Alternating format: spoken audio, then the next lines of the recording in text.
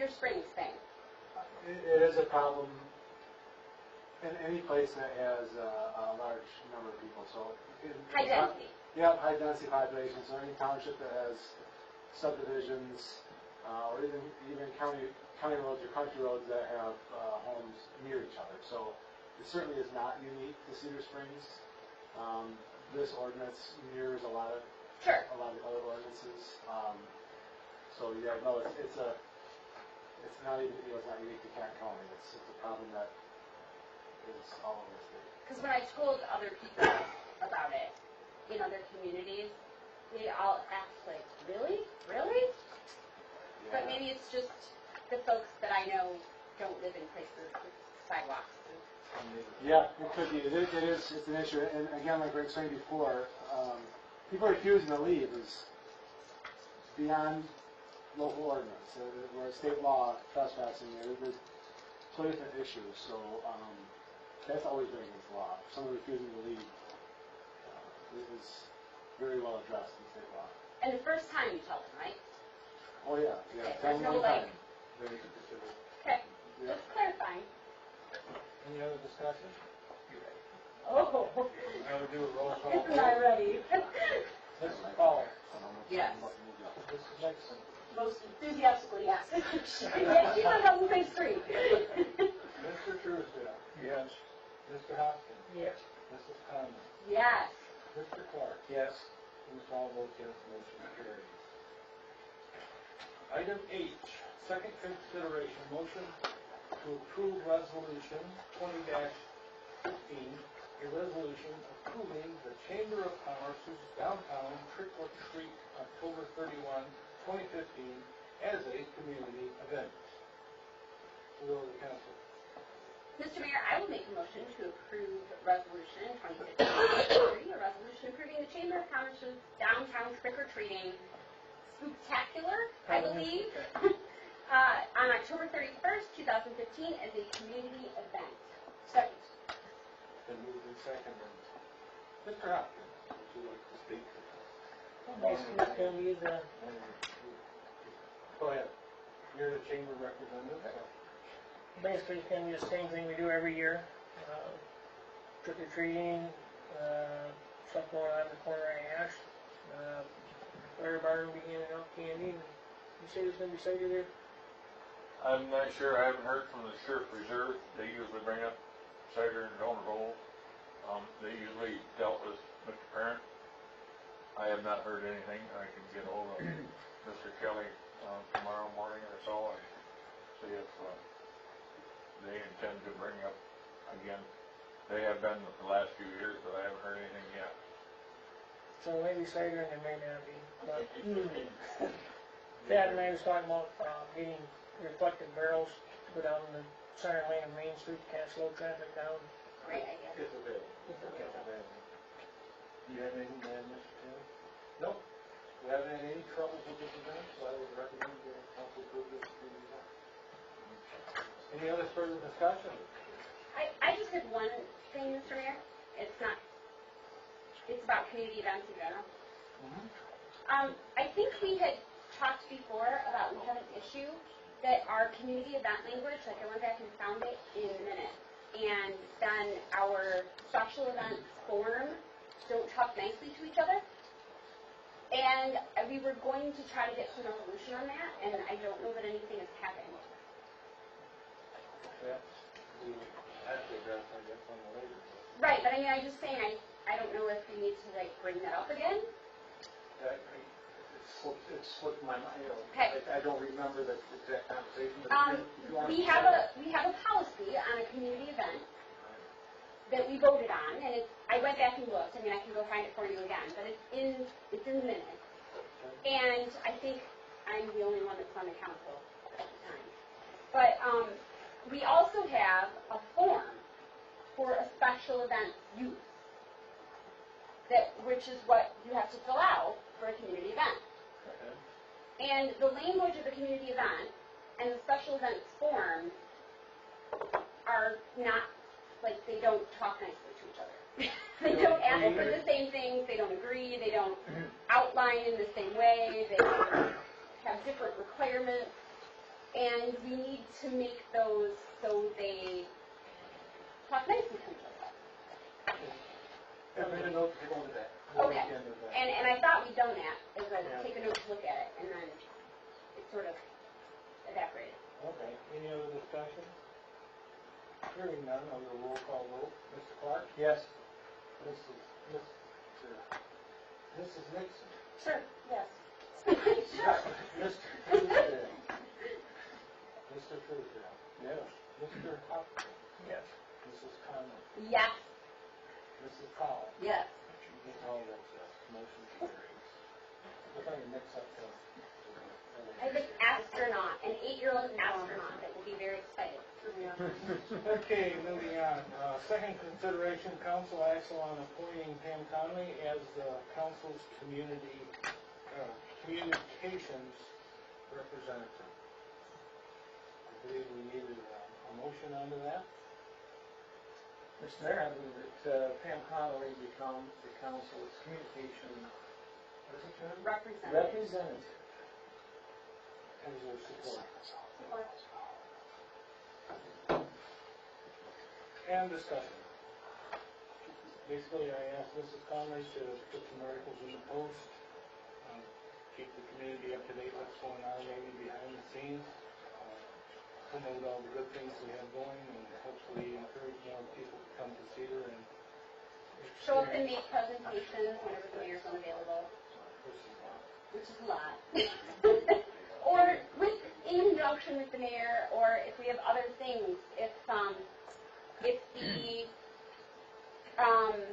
the Chamber of Commerce or the library or whatever would like someone to come say something about how fabulous you are, I would be happy to do that. So, did somehow council cheerleader didn't seem like the appropriate title. But basically I want to be the purveyor of all the wonderful things that are happening in this community. Okay, to add to this, we want to make a time limit on this for 1 year at a time, because this is However you a want to do it. mayor appointment, or to that effect, or we could just put it until their term expires. How would we like to address that? No limitation. Either or. Well, I don't think you want perpetual. I think The only thing they should not on council at this point would be appropriate. correct, yeah, that's where I'm going. 1 year or the term expires. Yeah, which would we like to have? Then we would reappoint each year. Okay. So if the term expired and halfway through, then... Oh, like if I quit. Yeah. I see. Correct. Everybody agrees to that, 1 year term, we appointed each November. Correct? The maker of the motion, that would be a term from November to November. How's that sound? Nice. Everybody agrees to that? Okay, and I'll just ask as well. Roll call vote, Mr. Clark? Yes. Mr. Hopkins? Yes. Ms. Nixon? Yes. Mrs. Powell? Yes. Mr. Truesdale? Yes. Mrs. Conlon? Yes. Ms. Hall votes yes, motion carries. Okay, item J. Second consideration, council action on appointing members to a committee to help the library with its capital campaign. The only person that I have heard from is Mrs. Conlon. Mr. Clark. And then we could, if you would appoint the two of us, and then I have a meeting with Okay. Representative Verheulen, of which I've invited Mr. Clark as well. And then from there, after talking to him, we could get some additional people that we could come back with more for you based on what he tells us about trying to get grants. Because that's basically the point of it. Yeah, that sounds great, and I would recommend someone from the library board possibly be on that also as to help us, or help them, steering committees. Whoever the library would like. Yes. So maybe we could toss it to them and they could come back to us at the next meeting with a person. May I bring a suggestion? Sure. How about our representative just join their capital campaign committee? Because they've already got one created. Well, we talked about it. Let them talk. Go ahead. I'm sorry, are we talking about the community development?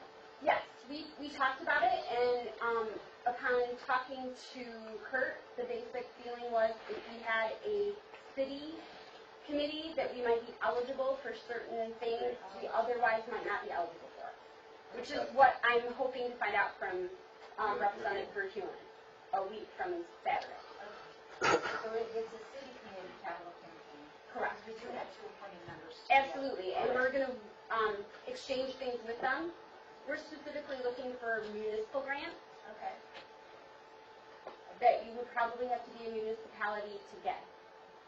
I mean, we're open to other things too, and we will gladly share them and send them and whatever, but the idea was to be able to make us viable to obtain municipal grants that we otherwise might not be able to get. Got it? Okay.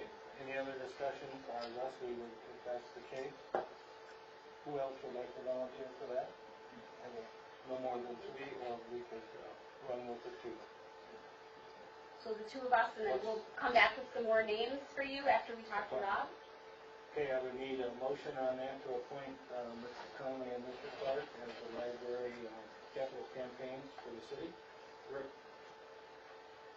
So moved. Mr. Hopkins? Seconded. Ms. Nixon. Any further discussion? Hearing none. Mrs. Conley? Yes. Mr. Truesdale? Yes. Mrs. Powell? Yes.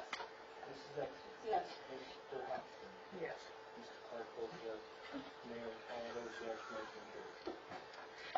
You're on it, so you got to. I got to.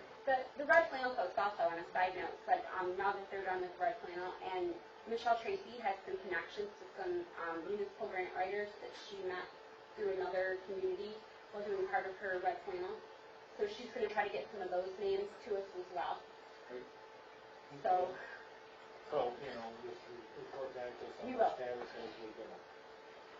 Okay, we're at this time, we're at item K, second consideration, council action on training costs for the Red Flannel poster.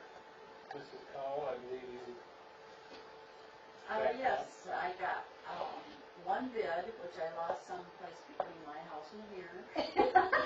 But framed images to have it laminated and framed for the wonderful price of $85. Now, I was thinking I could go to Grand Rapids and maybe get some $5 to $10 cheaper, but that wasn't the case. I thought $85 was extremely reasonable, and it is a local business, and I'm hoping that we will accept that, and I can turn the bid sheet into you tomorrow.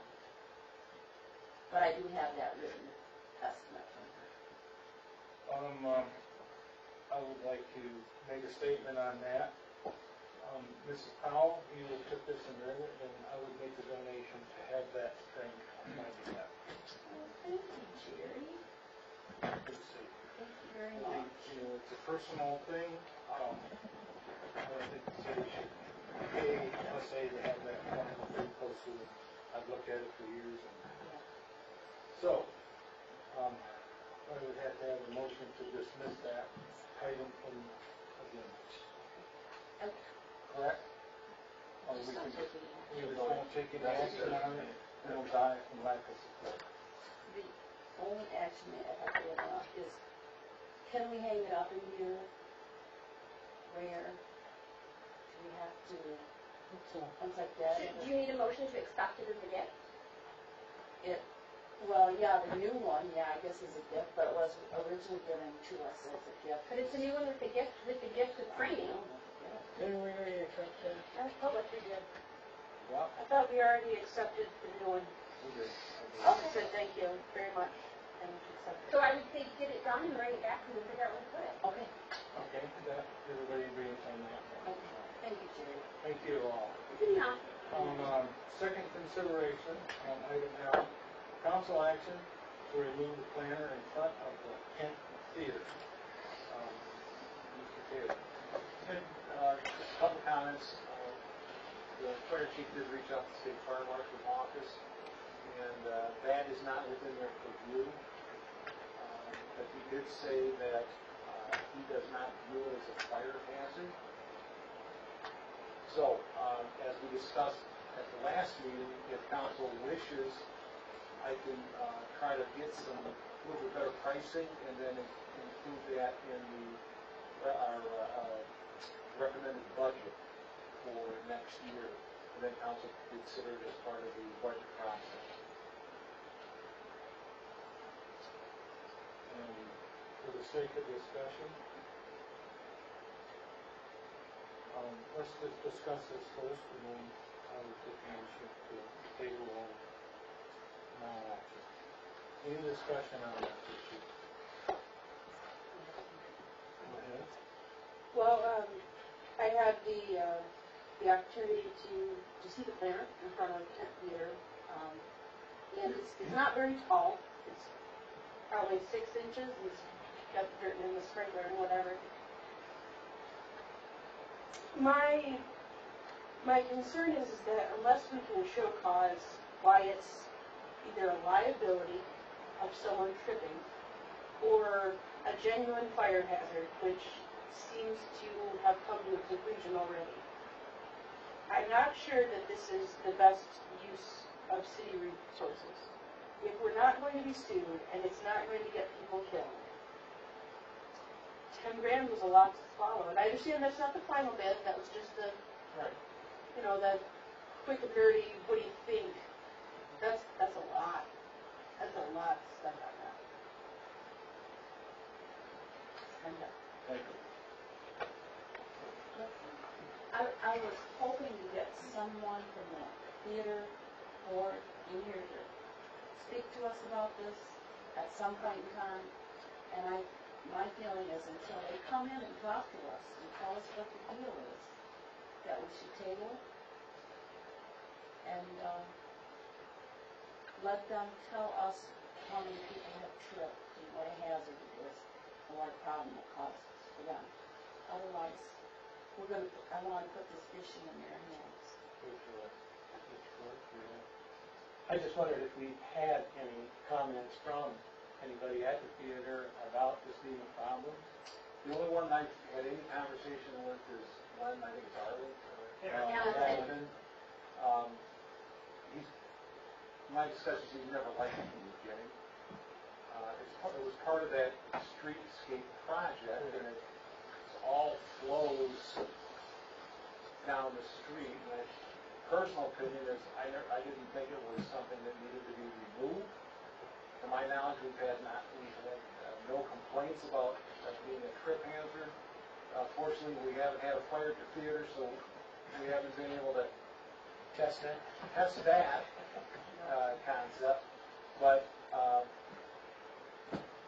he wanted it brought to the council for consideration. I personally don't think it needs to be moved. I don't see any compelling reason for it. Well, I know Len's thing was about what they had to rush a drain in there straight from the edge of the road, not a drain, but a stretcher that they have to go around it versus being able to go straight in, or if people had to come piling out. You can argue that too, that, at least it would stop them from running straight into the street and trip on it first. Well, if we ever get the old fire truck renovated, that'd be a good place for it. Just build it a little higher and set it right up there. Okay. As a person who has planted flowers in that on several occasions, Flowers in the back of the fire truck. not in the fire truck, I've not planted flowers in the fire truck. As a person who's planted flowers in that planter, I always thought it was rather attractive. Like, I honestly didn't understand I was surprised to hear that was even a thing for Len. Because I know in the past we've planted mums in all of those planters, and I was really excited, by the way, to see that the garden club did that. That was wonderful for red flannels. But we used to plant mums in there for red flannel along with the planters and city signs.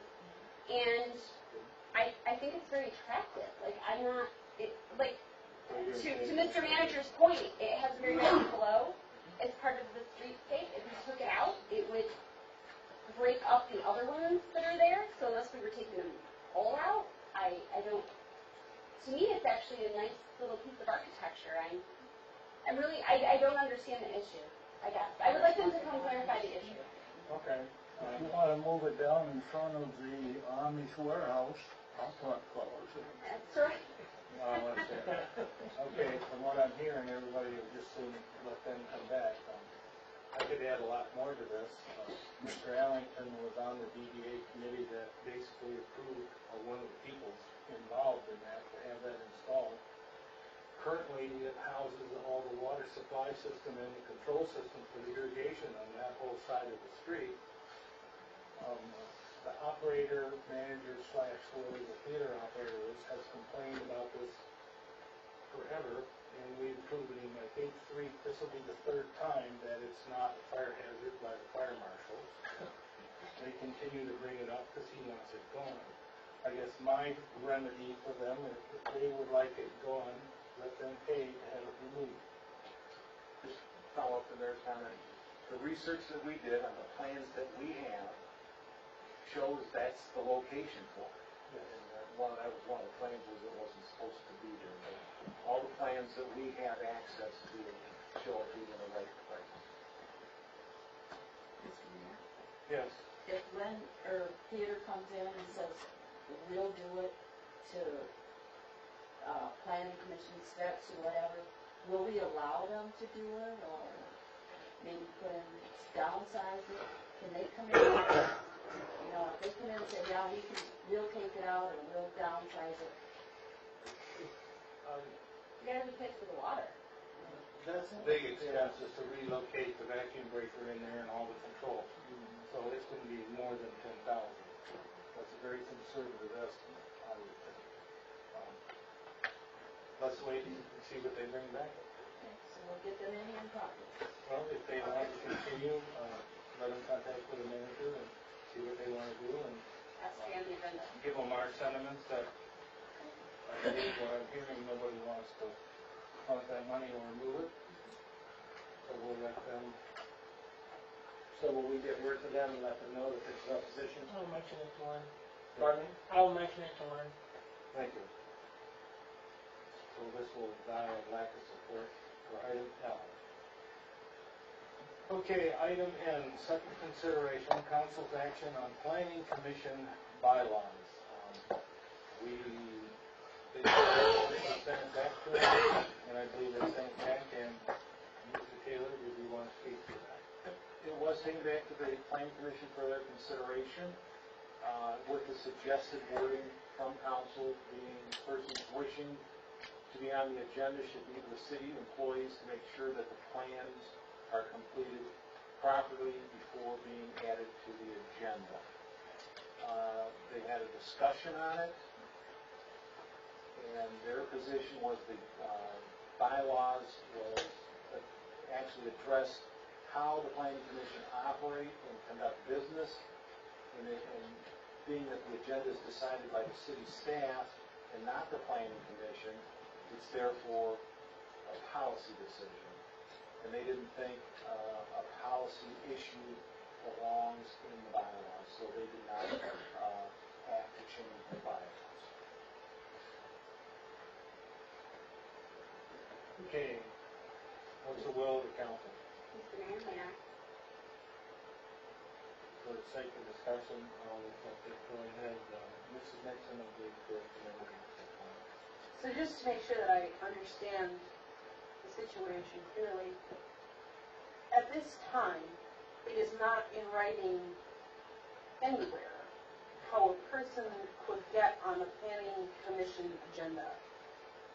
There's no, and there's not anything in writing on how you get on any agenda. That's not true. Well, I know that we as council have a policy about how we put things on the agenda. It's in our charter. So what I'm trying to get to is how would a layperson who needs to be on the agenda go about that? And if we don't tell them how to do that, how would they know?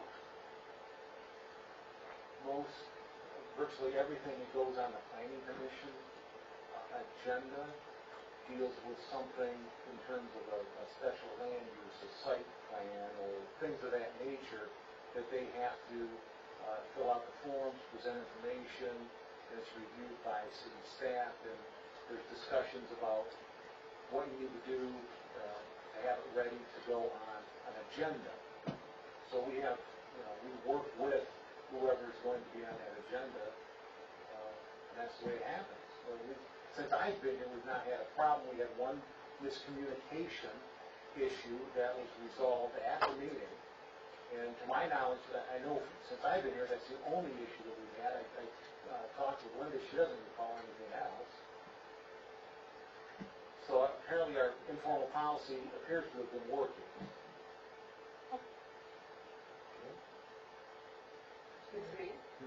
I yield for. I have had someone come to me expressly telling me it wasn't working. So, additionally, I feel very strongly that as the city, whatever we have in writing is what we need to do. So if this is our policy, this is what we need to do. And if we don't have a policy, but we're doing something, we need to have a policy. So people need to be able to say, this is what it says, and this is what we do. Additionally, I would like some clarification. Does the Planning Commission function according to Robert's rules?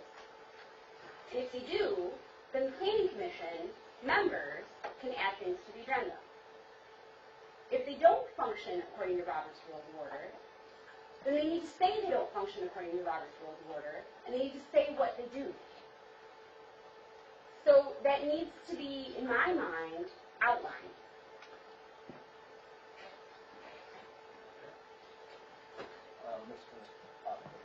As far as the bylaws go, that is how things run after you're into the agenda. But as far as getting on the agenda, like, I think there should be a spot on the website that tells people what steps you go through. That doesn't go in the bylaws, because by the time you get to the bylaws, you're past where you get on the agenda.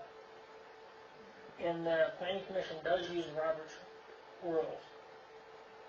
So Carmine has, gone through pretty much the same teaching as what Coco and the other guy, I can't think of what his name was, did. And so we do have the option of adding stuff on.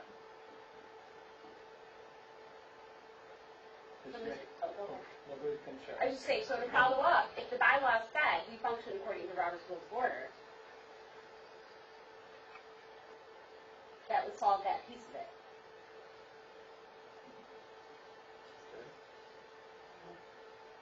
Go ahead and finish that first. Well, so just to summarize where we're at, it sounds like the Planning Commission says getting on the agenda is not our gig. That's the city. That's the administration of the city.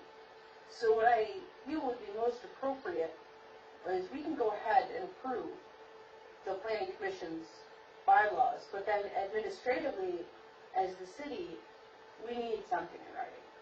We need to have a standardized of this is how we operate. And it doesn't matter what it is. It can say you have the hot 3 times screaming purple people eater, but we need to have something. We need, Yeah. we need, I guess maybe what I'm hearing from everybody, if we come up with a checklist to give to that person of what he has to do, he needs, for instance, the minimum requirement to get on the plane. How does that sound? That would be something. I didn't know if we had one in the past. We have checklists for each specific thing, like what they have to do for special land use, what they do for site plan review, and, all the So different if we could functions. tailor that checklist to a person wanting to get on the agenda for the planning. We could put something in Yeah, writing. we could put together a policy, we can do some research and bring something back to council if we can do it. Okay, that would Mrs. Nixon's comment was to pass this bylaws and then add that as a general operating procedure of the city? You can, yeah. Is that?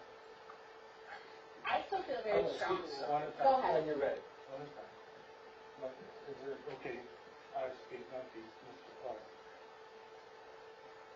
I'm seeing a bigger problem here than just getting on the agenda for the planning commission. I spoke with Lynette Martin during the week. She was planning to build a new building on Main Street for her dental work. She said that her architect, in trying to work with the city, had so many back and forths and lack of good communication, I guess, and it got expensive for them, and they weren't doing anything yet as far as getting close to being able to do construction. But this is not just a current problem with Cedar Springs. Yes. Who is communication with? Who is the architect? Oh, part of it was with Carmine, yeah, and with the manager. Okay. And I don't remember any third. I don't think that it was specifically with the planning commission at that point. The commissioner. The commission, no. Not that I know of, but I haven't actually talked to the architect yet, so I don't really know that. And Lynette didn't either.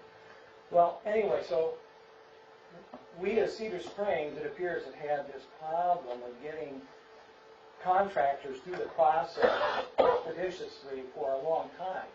And in fact, I had one tell me that under Manager Taylor, things are getting better, but they still need to go a ways to be better, to be maybe on a par with some other communities around us that can get these things done streamlined.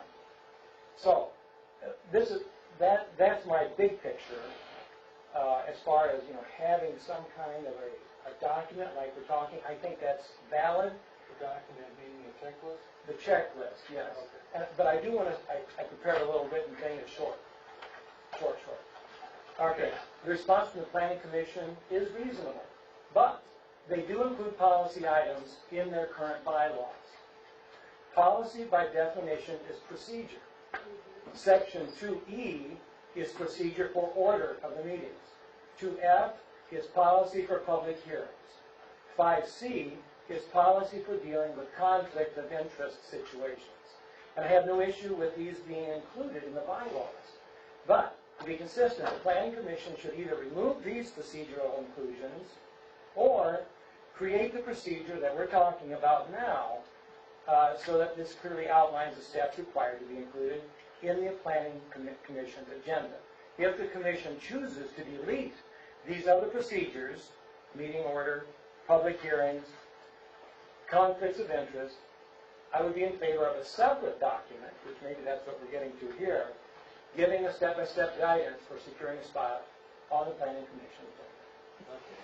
What I'm hearing and taking from everyone, if we come up with a document to get to a person to get on the agenda, a checklist per se, that would make everybody, that would work.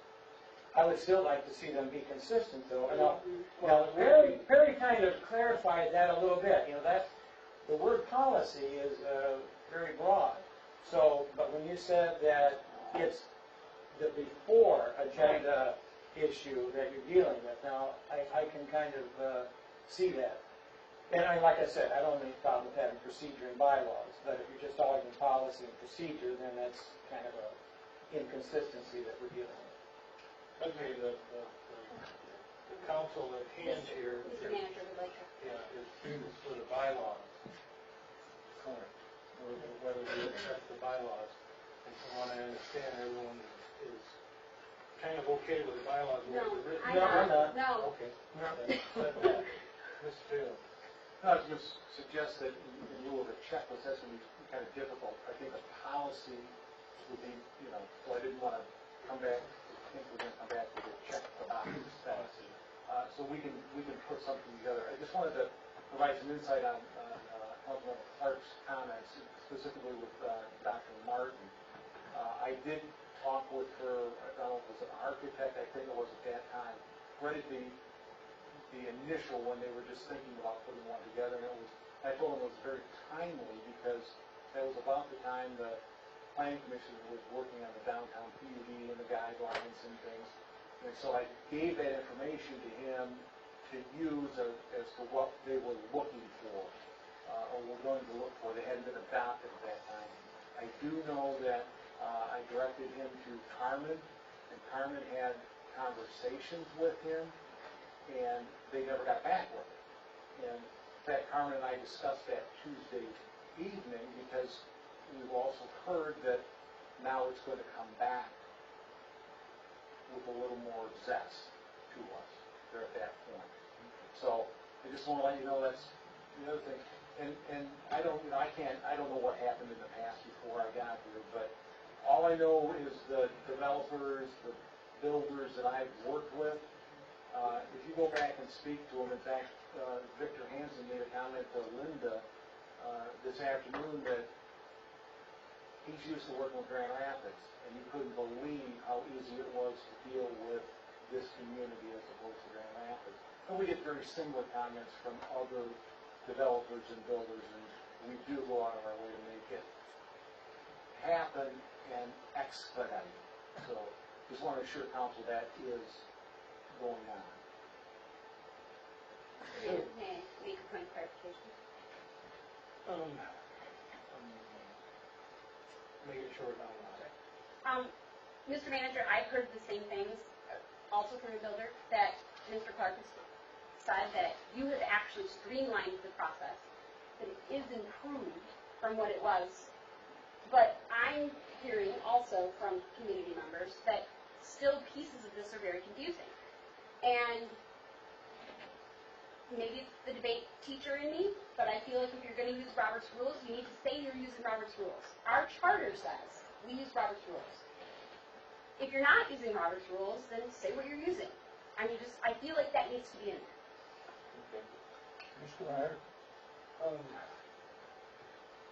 Go ahead. Keep it brief. We're relating.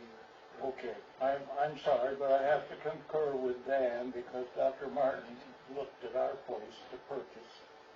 And that was what I got from her conversation with me, that it would be easier to buy than build because of the, whatever, miscommunication. So it is out there, regardless of who says what. Okay, I guess, Mr. Taylor, you can put something together and bring back to us? I can bring back the policy for council's consideration. Anybody want to be part of that? Well, what I was going to do was ask the clerk to maybe put it out on her clerk's list, sir. To see how other clerks do that process. I can probably do the same on the manager's list and try to come back within the next couple of meetings with something for council to look at. Sounds good. Okay, and then basically this applies for lack of attention, and we'll address it. Everyone said on item N. Okay, item N, mayoral business matters. And Mrs. Christensen, do I have any? Thank you. That's fabulous. Well, I didn't know any, but. Oh, when you're under the tires. Yes. Moving on to item O, our water sewer update from USDA. We have Neil DeWitt from Fishbeck. Right. Neil is Welcome. coordinating this project from Fishbeck's, and I got to make this statement, with Mr. Baravo's oversight. Because apparently Mr. Baravos is having a hard time just doing hands-off. He is. He is. Mr. Baravos, big bucks. That's right. Ladies and gentlemen of the council, thank you for having me here. Just want to give you a quick update on the USDA water sewer project. Wanted to start with a little bit of background again, that the project as bid cost was $2.58 million. And that was split between water and sewer, with a contingency amount of $120,000 from both funds. We are, I think, 3 weeks away from substantial completion of Phase 2, with the final completion of believe it's November 20th. So we are getting pretty close to wrapping up the reconstruction area at least. We have had 2 pay applications and worked through the end of September for about 44% of the project total. And just like to remind you, the construction projects are a fluid process. You take stuff as you go in the field. As-built weren't readily available, and so as part of this project, we will get as-built so that in 50 years in the future, when we go and redo these areas, that we'll at least know what's in the ground and where everything is at. But yeah, as far as project schedule, again, we are on schedule. Maybe 1 week or so that we with the substantial completion might run about a week over. But as far as budget goes, we are on budget and within the contingency amounts with some extras that we've incurred.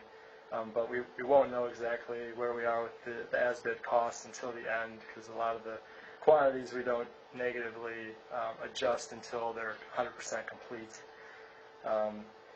As far as Phase 1 goes, Phase 1 was Cherry Street and Park Street, and all the utilities on those streets are complete, and the base asphalt is complete on that whole phase as well. Some top course of asphalt completed on Cherry up to, I believe, just short of Grant intersection. And they do plan on finishing the asphalt. They say this weekend, so weather dependent, it will happen on Saturday. But with the weather and whatnot, we'll see where that goes. The sanitary sewer work on Linda Street as well is complete, and I believe they are looking at basing that at the same time this weekend, but not 100% sure on that. Phase 2 is Ash Street and Park Street. The water main has been placed and is being tested, and it will be chlorinated and tested for bacteria tomorrow. And the storm sewer has been started, and the sanitary sewer is just about complete, with maybe about 100 or so feet left on that as well. Phase 3 of the project was a water main along 17 Mile to the well fields, and that is complete. And Phase 4, as set up in the contract, is kind of adjusted based on funding levels, but that piece of Main, it was Main Street at Oak, that has been lined, and then Phase 5 of the project was sewer rehab and sewer lining all across town. The sewer lining is about 90% complete, and they should be done with that work. I believe they said this morning at the end of next week.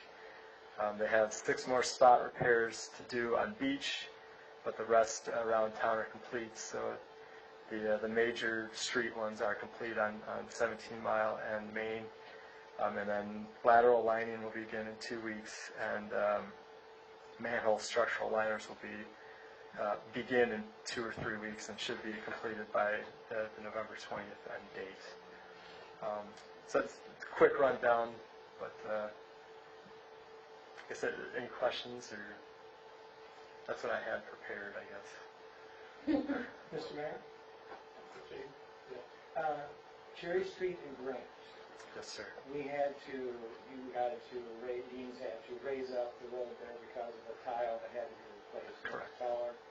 And so my information coming back from the Dean guys was that, it's going to cost us. So what was the trade-off that was made for that extra work that had to be done? Do you know that? Well, I guess I can give you a little background on why that had to happen.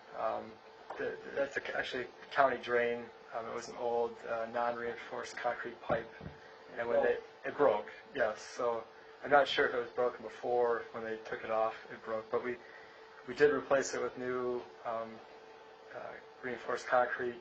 I asked the drain commissioner if we could lower it, but they said no, flat out no. So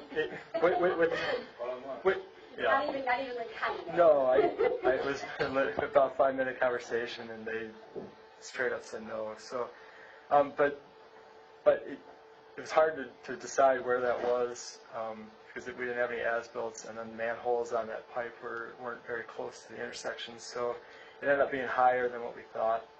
It was, where the original pipe was sitting, it probably would have been just about into the asphalt. So we had to raise that up as to not have, we put asphalt right over it, that pipe wouldn't move and then there'd be a crack in the asphalt. So we had to redesign it just because of where it was. So they put those extra drains in the yards to catch the yard runoff. Correct. So that, whatever time and materials that took, and I know this is part of the game, you know, we had to do this extra, so we don't do that. Right. Right? Well, I mean, there is no planned work that is Oh. not happening because we did this. Really? Well, I mean, everything in the plans is still happening. It was still done, nothing was left out. Nothing's left, well, yeah, nothing's left out from the post bid. We had an original bid and then, Oh, so, but well, right, the question, yes. for the post bid, nothing's been taken out. I talked to the people on Linda Street. Now, they had received a letter, I'm not sure if that was from Dean's or you or the city, but they were under the impression that the work was going to go all the way down the street. Was that part of the original? That was the original plan, but the original bids on that plan came in over our budget with the USDA. So at that time, then we made some changes and we ended up deciding that the first 50 feet of that Linda sewer had to be replaced because of offset joints. And then we decided that the rest of it is going to be lined. So that was added. Oh, So it is going to be lined they're going to still. line it. They're going to line it Okay. instead of replacing it. But it may have been a letter that we originally sent it for the original public meeting that did say Linda was part of the reconstruction area. I see. Okay. 'Cause So they, there might have I been some got confusion there. 3 families all of a sudden out there when they found out I was on the council. What happened? Why aren't they coming down our street? And I said, you know, that's why. Okay. That is, yeah. Thank you. You're welcome. That sewer's really deep, so it's Yes. pretty costly. More than deep, it's Correct. tremendously deep. Correct. I believe in deep it's like 22. 17, 18 feet.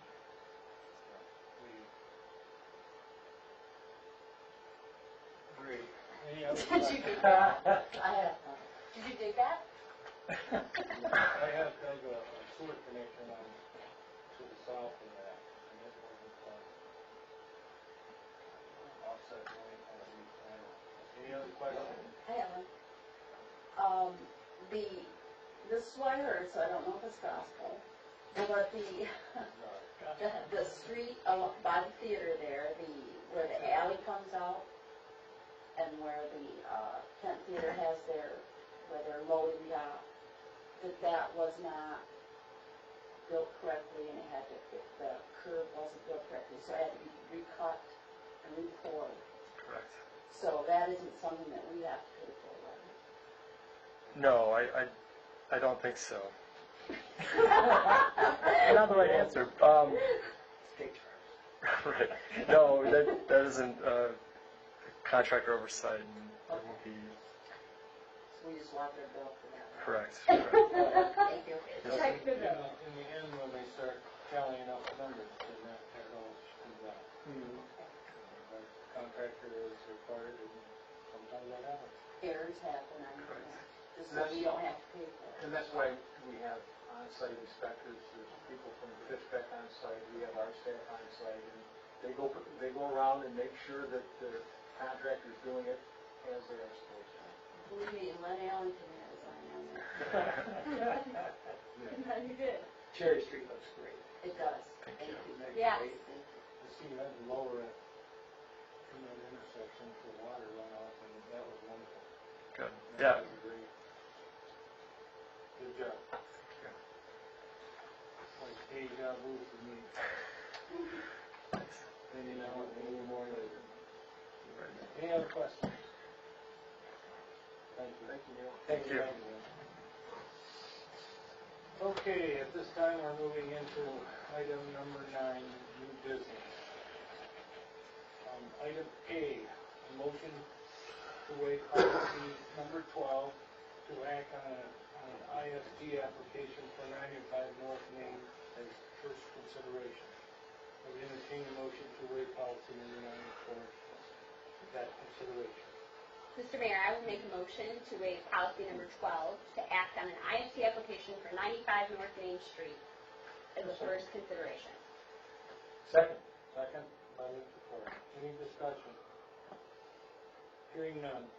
All those in favor of waiving policy number 12 for the IFT application for 95 North Main, all those in favor, say consider favor by yes. Yes. Yes. All those opposed, sign no. Okay, the motion carries to waive policy. Now, number 1, council action on the IFT application for 95 North Main. I would entertain a motion to that effect. Mr. Mayor, I make a motion to act on the IFT application for 95 North Main. Second. It's been moved and seconded.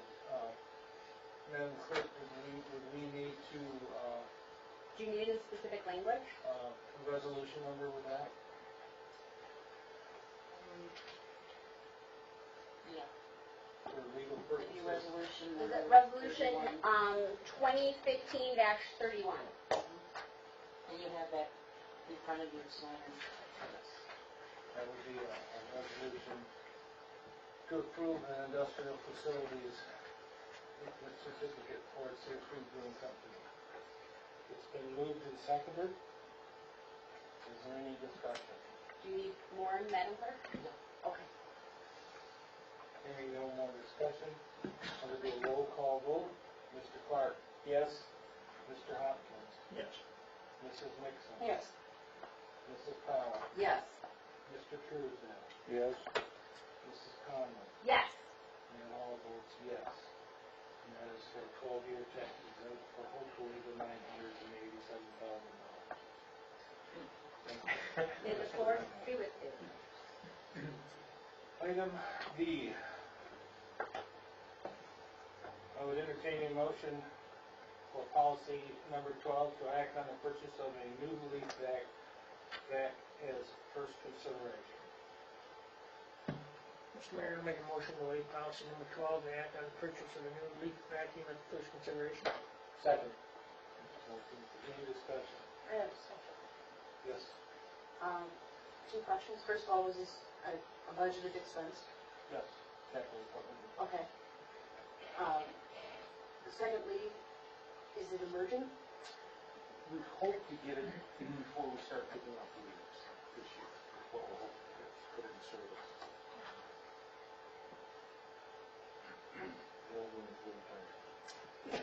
The old one's really tired. How old is it?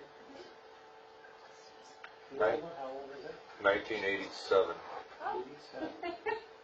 That's not old. That's my junior year of high school. All right. Welfare equipment. How many So, hours? my high school diploma? Well, Has the motor been overhauled? No. No. How many hours on that motor? I can't tell you that. Doesn't have a clock fob too old. I can speak to it on the next motion. Okay. well, All right. Any other discussion?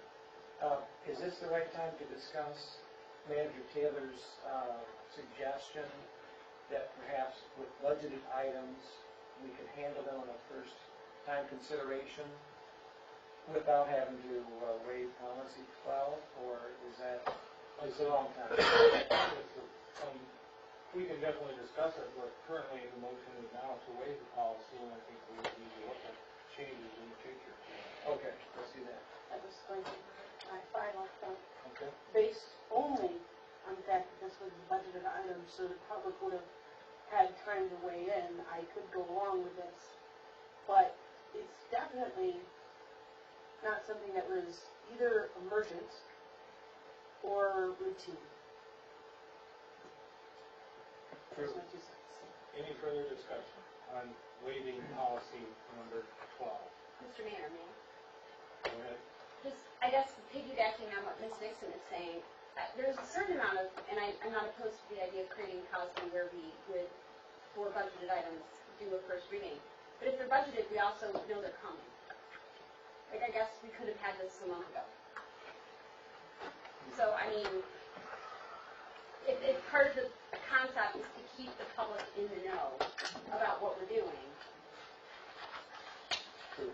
So, Okay, currently, do we want to waive this policy or not? That's where we're at. Any further discussion? Been moved and seconded that we waive this policy. I think we're under the gun right now, aren't we, because the leaves are coming down. Well, if I may, Go ahead, Mr. the reason that I want the policy waived this time is because Old Dominion only has a certain amount in stock. We're probably not going to get one, even if we waive policy 12. But the thing is, they only have so many parts and motors on hand. Once they run out of those, the new ones don't have to. I don't want to put it. Pass emissions testing, Oh, sure. but the new ones, the next year's models are going to have to. That's going to add $20,000 to the price of this unit. So what we're trying to do is, number one, if they have one in stock, get it right away so we can use it. Or number two, get it ordered before the old stock is out. They'll have to build it, of course, but we're keeping the cost down in doing so.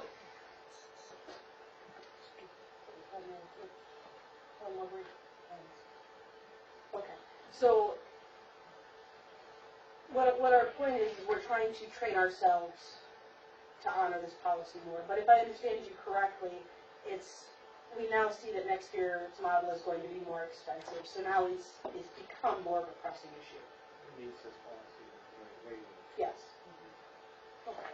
Okay. Yeah, and I'm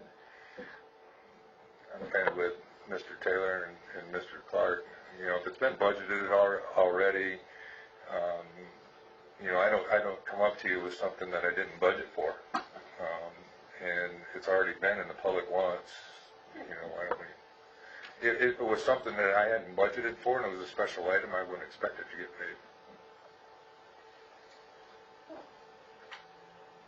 Okay, at this time, all those in favor of waiving policy number 9 on the purchase of new leaf back, signify by saying aye. 12. Aye. Aye. Those opposed, same sign.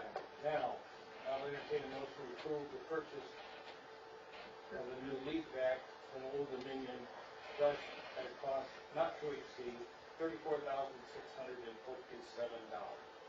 So moved. Second. Been moved and seconded. Discussion.